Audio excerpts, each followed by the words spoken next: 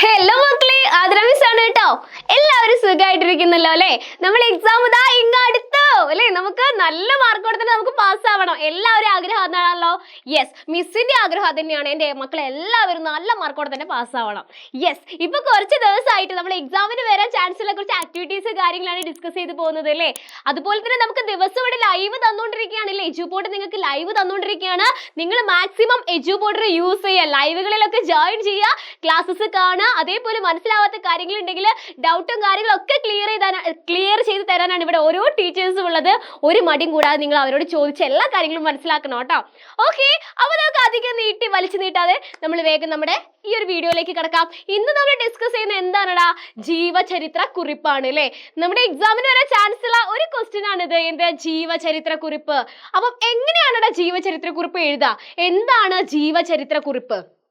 നിങ്ങൾ ആലോചിച്ചിട്ടുണ്ടോ എന്താണ് ഈ ജീവചരിത്ര കുറിപ്പ് എന്നുള്ളത്? മക്കളെ, ജീവചരിത്ര കുറിപ്പ് എന്ന് പറഞ്ഞു കഴിഞ്ഞാൽ നമ്മൾ മറ്റുള്ളവരുടെ കാര്യങ്ങളൊക്കെ അറിഞ്ഞുകൊണ്ട് നമ്മൾ എഴുതുന്നതിനെയാണ് ജീവചരിത്ര കുറിപ്പ് എന്ന് പറയുന്നത്. നമ്മൾ മറ്റുള്ളവരുടെ കാര്യങ്ങളൊക്കെ പഠിച്ച് മനസ്സിലാക്കി നമ്മൾ എഴുതുന്നതിനെയാണ് ജീവചരിത്ര കുറിപ്പ് എന്നതുകൊണ്ട് അർത്ഥമാക്കുന്നത് അല്ലേ? ഈ ആത്മകഥയും ജീവചരിത്ര കുറിപ്പും മാറാനുള്ള ചാൻസ് കൂടുതലാണ്. ആത്മകഥ എന്ന് പറഞ്ഞു കഴിഞ്ഞാൽ എന്താണ്? നമ്മൾ നമ്മുടെ കഥ എഴുതുന്നതിനെയാണ് ആത്മകഥ എന്ന് പറയുന്നത്. ജീവചരിത്രം എന്ന് പറഞ്ഞാലോ നമ്മൾ മറ്റുള്ളവരുടെ കഥ പഠിച്ച് എഴുതുന്നതിനെയാണ്. ഓക്കെ, അത് തമ്മിലുള്ള ഡിഫറൻസ്, വ്യത്യാസം നിങ്ങൾക്ക് മനസ്സിലായല്ലോ? യെസ്, അങ്ങനെയാണെങ്കിൽ നമുക്ക് ഒരു ജീവചരിത്ര കുറിപ്പ് എഴുതുമ്പോൾ എന്തൊക്കെയാണ് ശ്രദ്ധിക്കേണ്ടതെന്ന് നോക്കിയാലോ? യെസ്, വ്യക്തിയുടെ ജീവിതവുമായി ബന്ധപ്പെട്ട വിവരങ്ങൾ ഖണ്ഡികകളാക്കി എഴുതുക. ആ ഒരു വ്യക്തിയെ, നിങ്ങളോട് ആരെ കുറിച്ചാണ് ഒരു ജീവചരിത്ര കുറിപ്പ് എഴുതാൻ പറയാന്ന് അറിയില്ല. കാരണം പല ആൾക്കാരെ നമ്മൾ ഒരുപാട് പരിചയപ്പെട്ടു. നമ്മൾ ഓരോ പാഠഭാഗം പഠിക്കുമ്പോഴും ആ പാഠഭാഗം ആരുടേതാണെന്ന് വ്യക്തമായി പഠിച്ചുകൊണ്ടാണ് നമ്മൾ ഓരോ ചാപ്റ്റേഴ്സും എടുത്തുകൊണ്ട് പോകുന്നത് അല്ലേ? അതിൽ ചിലപ്പോൾ ഒരാളായിരിക്കാം.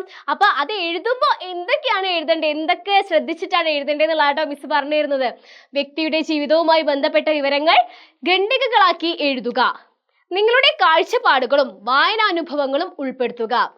തുടക്കവും അവസാനവും ആകർഷകമാക്കുക. അത് വായിക്കുമ്പോൾ അതിന്റെ തുടക്കത്തിലും അതേപോലെ തന്നെ അവസാനത്തിലും നല്ല എല്ലാവരെയും ആകർഷിപ്പിക്കുന്ന രീതിയിലായിരിക്കണം നിങ്ങൾ എഴുതേണ്ടതെന്ന് പറയുന്നുണ്ട്. അക്ഷരത്തെറ്റുകൾ കൂടാതെ എഴുതുക. അക്ഷരത്തെറ്റ് കൂടാതെ എഴുതണം കേട്ടോ. കാരണം നമ്മൾ മലയാളം അക്ഷരത്തെറ്റ് വന്നു കഴിഞ്ഞാൽ സീനാണ് അല്ലേ? യെസ്, അതുകൊണ്ട് എന്താ ചെയ്യേണ്ടത്? കഴിയുന്നതും അക്ഷരത്തെറ്റില്ലാതെ നോക്കുക. അക്ഷരത്തെറ്റില്ലാതെ നിങ്ങൾ ഈ കാര്യങ്ങളൊക്കെ വെച്ച് എഴുതി കഴിഞ്ഞ ഒരു ജീവചരിത്ര കുറിപ്പ് സെറ്റാണ്.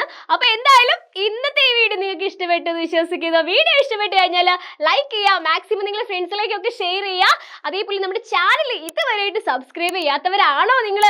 ആണെങ്കിൽ വേഗം സബ്സ്ക്രൈബ് ചെയ്യാട്ടോ. പിന്നെ നമ്മുടെ കമ്മ്യൂണിറ്റി ഗ്രൂപ്പിൽ ജോയിൻ ചെയ്യാൻ മറക്കണ്ട. എന്തായാലും ഇന്നത്തെ ഈ വീഡിയോയുടെ അഭിപ്രായങ്ങളും കാര്യങ്ങളും നിങ്ങൾ താഴെ കമന്റ് ബോക്സിൽ രേഖപ്പെടുത്തി കഴിഞ്ഞാൽ സെറ്റാണ്.